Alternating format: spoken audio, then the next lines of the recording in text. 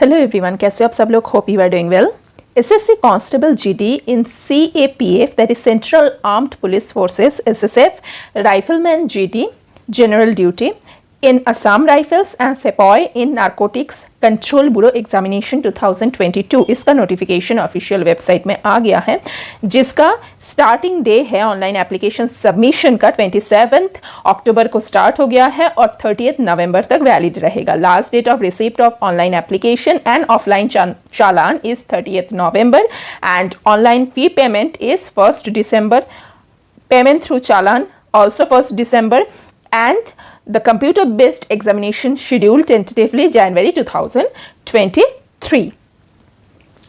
अब देखिए, ये जो MHA ने एक ऑर्डर निकाला है, MAU किया है ministry of home affairs and staff selection commission के under, that staff selection commission will conduct open competitive examination regarding constable general duty in BSF, CRPF, CISF, CRPF and ITBP, SSB, SSF, Rifleman General Duty in Assam's Rifle, Sepoy in NCB, ये सब के लिए उन्होंने निकाला है। उसके regarding ये notification आया है। और ये जो एग्जाम का रिक्रूटमेंट प्रोसेस क्या है, पहले CBE होगा, कंप्यूटर बेस्ड एग्जामिनेशन, देन उसके बाद होगा physical efficiency test that is PET, उसके बाद physical standard test that is PST and then medical examination and document verification. This are the steps and ये एडवर्टाइजमेंट SSC के through निकलेगा, but based on the vacancies intimated by ministry of home affairs. अभी इसका details हम देख लेते हैं। सिर्फ ऑनलाइन मोड में आप एप्लीकेशन दे सकते हो। इसके बाद यहाँ पे इंपॉर्टेंट है पे स्केल। पे स्केल जो सिपॉय इन NCB है उनके लिए पे लेवल 1 है। 7th पे कमीशन का पे मैट्रिक्स जो है उसके रिगार्डिंग स्टार्टिंग सैलरी 18,000 से स्टार्ट होते हैं। और जो अदर पोस्ट है except the sepoy in NCB all are in level 3 means 21,700 है उसका स्टार्टिंग सैलरी। अब वैकेंसी उन्होंने सारे फोर्स वाइज वैकेंसी अलग कर दिया है एंड मेल फीमेल का अलग और सारे कैटेगरी वाइज भी अलग कर दिया है। टोटल ग्रैंड टोटल में है 24,205 और NCB में जो सेपॉय का पोस्ट है उसमें है 164 वैकेंसी है। तो इसका वैकेंसी लगभग ठीक है। ये टेंटेटिव है, इसमें चेंज भी बाद में हो सकते हैं। फिर नेशनलिटी इनका must be citizen of India होना चाहिए। अब एज लिमिट देख लेते हैं, 18 to 23 ईयर्स है एज ऑन 1 January 2023, मतलब not earlier than 2 January 2000 and later than 1 January 2005 in normal course. But covid pandemic के वजह से जो एग्जाम नहीं हो पाया, इसके लिए उन्होंने 3 years वन टाइम रिलैक्सेशन दिए हैं, वन टाइम मेजर में। तो candidates should not have born earlier than 2 January 1997 हो गया because of this COVID pandemic situation। अब बाकी एग्जामों में जैसे रिलैक्सेशन होता है कैटेगरी के लिए, वैसे SC/ST के लिए 5 years, OBC के लिए 3 years, ऐसे बाकी कैटेगरी में भी कुछ कुछ एज रिलैक्सेशन है, वो आप देख लेना। फिर आते हैं, अब ये जो नोटिफिकेशन है वो मैं मेरे टेलीग्राम चैनल में अपलोड कर दूंगी, वहाँ से जाके आप और डिटेल्स चेक कर सकते हो जो भी आपको चाहिए होगा।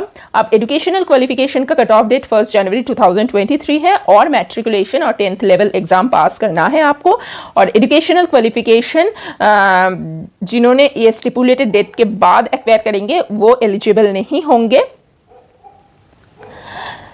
ये इन्होंने बता दिया है कि जो स्पेसिफिक डेट है उनके अंदर ही रिक्विजिट एजुकेशनल क्वालिफिकेशन होना चाहिए। और जो NCC सर्टिफिकेट होल्डर होंगे उनके लिए अलग से इंसेंटिव है। जैसे NCC C सर्टिफिकेट के लिए 5% ऑफ मैक्सिमम मार्क्स है, NCC B के लिए 3% ऑफ मैक्सिमम मार्क्स और NCC A सर्टिफिकेट अगर आपके पास हो तो 2% ऑफ मैक्सिमम मार्क्स आपको बोनस के जरिए आपको मिलेगा।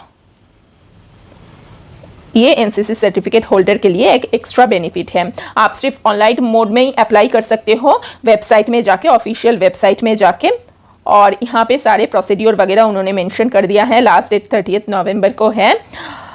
एप्लीकेशन फ़ी आपका 100 रुपीज़ है, but women candidates and SC/ST ESM candidate के लिए रिलैक्सेशन है। 1 December इसका लास्ट डेट है फ़ी एप्लीकेशन फ़ी का। फिर सेंटर उन्होंने मेंशन कर दिया है कौन से सेंटर में आप भर सकते हो, बट कोई भी चेंज ऑफ सेंटर की रिक्वेस्ट वो कंसिडर नहीं करेंगे। अब देख लेते हैं स्कीम ऑफ एग्जामिनेशन, कैसे एग्जामिनेशन होगा। पहले जो कंप्यूटर बेस्ड एग्जामिनेशन है उसमें टोटल उन्होंने बोल दिया है कि objective type paper 80 question carrying 2 marks each ऐसे होगा। अब इसमें भी 4 पार्ट है आपका, टोटल 80 क्वेश्चन रहेगा। जनरल इंटेलिजेंस रीजनिंग में 20 क्वेश्चन, पर question 2 marks means 40 marks. General knowledge awareness में भी सेम, एलिमेंट्री मैथमेटिक्स में सेम, और एक पार्ट रहेगा इंग्लिश और हिंदी, उसमें भी 20 क्वेश्चन 40 मार्क्स। टोटल आपका ड्यूरेशन है 1 आवर का, दैट इज 60 मिनट्स आपको टोटल दिया जाएगा।